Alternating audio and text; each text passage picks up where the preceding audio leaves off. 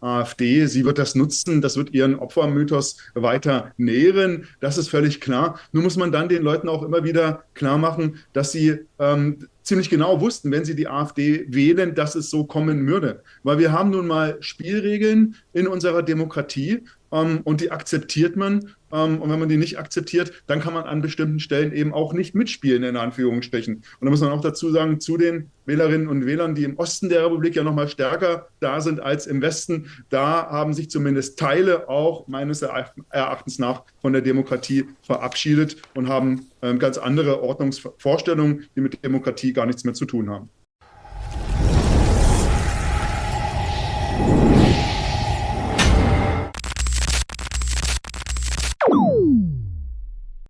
Hey Leute, willkommen in der Realität. Was sich dieser Politikwissenschaftler Höhne da leistet, ist einfach unglaublich. Er erklärt Millionen von Wählern, vor allem im Osten, dass sie sich von der Demokratie verabschiedet hätten. Einfach, weil sie die AfD gewählt haben. Ja, ihr habt richtig gehört. Wer nicht so wählt, wie es ihm passt, versteht Demokratie angeblich nicht. Wenn ihr sehen wollt, wie dieser Mann sich selbst demaskiert und dabei eine ganze Wählergruppe beleidigt, dann bleibt dran.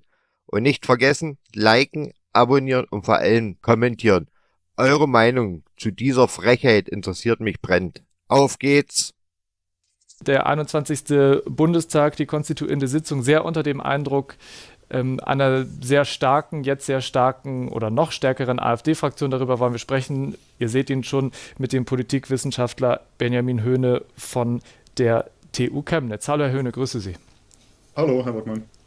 Herr Höhne, Andrea hat es gerade gesagt, Andrea Maurer, wir haben eine AfD-Fraktion, 152 Abgeordnete stark. Wir haben jetzt gerade schon gehört, Bernd Baumann, der hat als erstes das Wort bekommen von Gregor Gysi, parlamentarischer Geschäftsführer der AfD-Fraktion. Und dann haben wir gerade auch noch gehört Stefan Brandner. Wie haben Sie diese beiden Abgeordneten der AfD in Ihren Reden erlebt? Also ich würde sagen, ziemlich erwartungsgemäß. Das war ein allgemeiner Rundumschlag mit den typischen Narrativen, die AfD gern gebraucht. Also wenn sie von den Altparteien oder den Kartellparteien spricht, wenn sie sich selbst versucht, in so einen Opfermythos hineinzubewegen, weil ihnen die anderen Parteien sozusagen keinen Zugriff auf bestimmte Positionen ermöglichen wollen. Man sieht da, dass sie sich auch gar nicht empfänglich für die Argumente zeigen, wurden ja sozusagen auch verschiedene Argumente der anderen Parteien gebracht, warum man nicht auf die AfD zugehen möchte, zum Beispiel beim Vizepräsidenten des Bundestages oder was wir dann später auch sehen werden bei der Wahl der Ausschussvorsitzenden. Und das hat eben, das kann man immer wieder nur betonen, damit zu tun, dass die AfD eine in Teilen rechtsextreme Organisation ist. Und das verbietet sich meines Erachtens nach in der Demokratie, dass demokratische Parteien mit rechtsextremen Parteien zusammenarbeiten. Das kann am Ende des Tages nur schiefgehen. Mhm. Sie haben es jetzt schon angesprochen, also es geht heute ja im Wesentlichen jetzt auch nochmal um die Besetzung des Bundestagspräsidiums, also Bundestagspräsidentin, dann auch die jeweiligen Stellvertreter. Die AfD sagt, ihr stehender Posten zu, alles andere sei undemokratisch. Wie ist das einzuordnen? Also es gibt die parlamentarische Gepflogenheit, dass alle Parteien des Bundestages auch den Präsidenten, Stellvertreter oder Vizepräsidenten stellen. Das galt aber bisher immer nur vor dem Hintergrund, dass man es mit Parteien zu tun hatte, die sich vollumfänglich zu unserer Demokratie bekennen. Und das ist eben bei der AfD nicht mehr der Fall. Und deshalb sagt man oder argumentiert man bei den anderen Parteien, man kann ihnen dann eben keinen Zugriff auf eine so wichtige Position, die zu den Säulen der Demokratie gehört, der Bundestag, geben.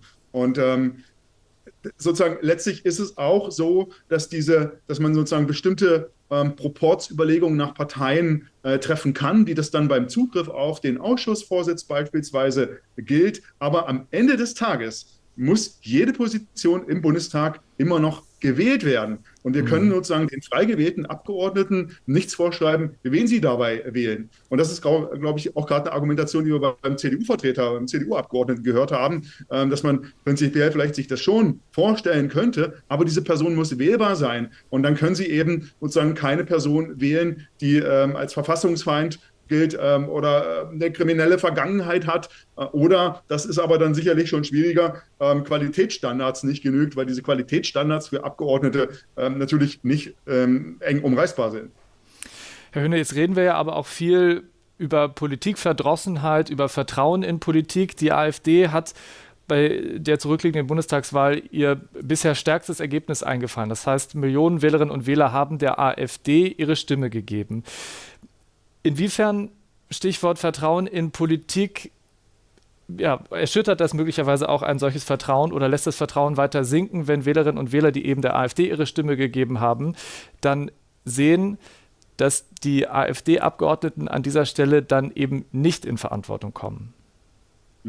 Das ist natürlich ein Problem und jede Umgangsstrategie mit der AfD hat auch eine Kehrseite. Das ist Wasser auf die propagandistischen Mühlen der Rechtsaußenpartei AfD. Sie wird das nutzen, das wird ihren Opfermythos weiter nähren. Das ist völlig klar. Nur muss man dann den Leuten auch immer wieder klar machen, dass sie ziemlich genau wussten, wenn sie die AfD wählen, dass es so kommen würde. Weil wir haben nun mal Spielregeln in unserer Demokratie und die akzeptiert man. Und wenn man die nicht akzeptiert, dann kann man an bestimmten Stellen eben auch nicht mitspielen, in Anführungsstrichen. Und das betrifft eben die AfD. Und da muss man auch dazu sagen, zu den Wählerinnen und Wählern, die im Osten der Republik ja noch mal stärker da sind als im Westen, da haben sich zumindest Teile auch meines Erachtens nach von der Demokratie verabschiedet und haben ganz andere Ordnungsvorstellungen, die mit Demokratie gar nichts mehr zu tun haben. Mhm. Jetzt, wir haben es schon gesagt, die AfD ist im 21. Bundestag 152 Abgeordnete stark. Wir haben gerade Stefan Brandner von der AfD gehört, der gesagt hat, wir sind die Zukunft eines blühenden, eines blauen Deutschlands. So hat er es gerade am Rednerpult formuliert. Welche Macht hat die AfD mit der jetzigen Fraktionsstärke im Bundestag tatsächlich in dieser jetzt vor uns liegenden Legislaturperiode?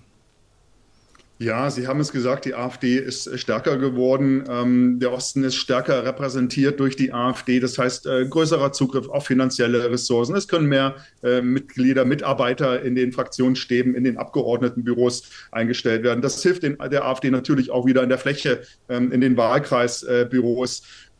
Es wird sicherlich auch so sein, dass das mit mehr medialer Aufmerksamkeit, auch anderer medialer Aufmerksamkeit einhergeht, dieser Bedeutungszuwachs der AfD. Ich vermute aber mal, dass der politische Bedeutungszuwachs eher begrenzt bleibt. Warum? Zwei Argumente würde ich da sehen. Zum einen sozusagen wird die AfD als größte Oppositionsfraktion mit hoher Wahrscheinlichkeit, und das haben die Reden eben auch gezeigt, nicht die angestammte Rolle der Regierung im Wartestand übernehmen, die die Opposition sonst übernimmt, indem sie sozusagen übernehmen kann, eine sachorientierte, lösungsorientierte Politik anbietet, um jederzeit, wenn das der Fall sein sollte, die amtierende Regierung abzulösen oder mit abzulösen. Das erfordert sozusagen eine konstruktive Oppositionspolitik, die sehe ich nicht. Und zum anderen sozusagen wird die AfD auch nicht die Anführerin der Oppositionsparteien sein können. Das sind ja noch die Grüne, Bündnis 90 die Grünen, die Linkspartei. Und beide ist es ziemlich unwahrscheinlich, dass sie auch nur am entferntesten darüber nachdenken, mit der AfD zusammenzuarbeiten. Also insofern sehe ich erstmal keine politische Bedeutungszunahme. Uns fragt dazu ein User, wie sehr kann die AfD denn im Bundestag blockieren und Prozesse stoppen bzw. bremsen, und gibt es da denn Möglichkeiten, diese zu umgehen? Vielleicht von mir noch ergänzt, Andrea Maurer hat es eingangs gesagt, die AfD hat zusammen mit der Linken eine sogenannte Sperrminorität. Das bedeutet, beide Fraktionen zusammen können Vorhaben verhindern, für die eine Zweidrittelmehrheit im Bundestag nötig wäre. Aber der User fragt ja hier gezielt nach der AfD sozusagen isoliert betrachtet. Wie schätzen Sie das ein? Ja, das ist so. Das haben wir eben auch gehört, als es in der Debatte darum ging, welche welche Geschäftsordnung soll sich der Bundestag geben. Da hätte man sicherlich schon viel früher auf resilientere Verfahren und Strukturen Acht geben können. Zum Teil hat man das gemacht im Bundestag, zum Teil aber eben auch nicht. Und jetzt sozusagen sind wir in der Situation, dass die demokratischen Parteien oder die regierenden Parteien zusammen mit den Grünen nicht mehr auf die Zweidrittelmehrheit kommen, die man zum Beispiel bei der Richterwahl benötigt oder bei für verfassungsändernde Gesetze. also wenn es darum geht, das Grundgesetz zu ändern, da kommen die Parteien sozusagen auf keine eigene Mehrheit mehr, sondern müssten dann entweder die Linkspartei oder die AfD einbeziehen. Und wie problematisch das ist, sehen wir ja zum Beispiel im außensicherheitspolitischen Bereich, wo es darum geht, unsere Bundeswehr zu ertüchtigen, viel mehr Geld an die Hand zu nehmen, um die Verteidigungs- und Sicherheitspolitik Deutschlands auch im Rahmen unserer Bündnisverpflichtungen wahrzunehmen. Und deshalb wurden sozusagen im letzten Bundestag noch die Schattenhaushalte, das Sondervermögen aufgestellt, weil sozusagen da noch diese Zweidrittelmehrheit erreichbar war. Das wird in Zukunft sozusagen so nicht mehr möglich sein oder nur noch schwierig, weil ich davon ausgehen würde, dass man dann an manchen Stellen vielleicht noch eher mit der Linkspartei reden wird können als mit der AfD. Und das vielleicht auch noch ganz spannend, die AfD schafft es alleine nicht auf ein Viertel der Sitze, sollte sie aber dann, was sie jetzt in dieser Legislatur nicht kommt, aber hätte sie tatsächlich ein Viertel der Sitze, dann könnte sie eben damit auch Untersuchungsschüsse einrichten. Vielleicht können Sie uns an dieser Stelle noch einmal erklären, welche Auswirkungen das hätte.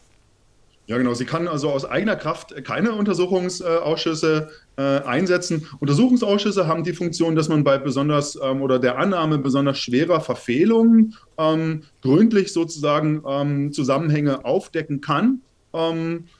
Sie sind aber auch in gewisser Weise ein stumpfes Schwert, weil natürlich in einem Untersuchungsausschuss auch wiederum alle Fraktionen des Bundestages entsprechend ihrer Stärke vertreten sind und es dann in der Regel eben nicht so ist, dass der Untersuchungsausschuss zu einem einhelligen Resultat kommt, sondern sozusagen oftmals die Mehrheit, das heißt die regierenden Parteien, dort dann zu einem anderen Ergebnis, einer anderen Auffassung kommen als die Oppositionsparteien. Insofern sollte man die politische Rolle des Untersuchungsausschusses vielleicht auch nicht überschätzen.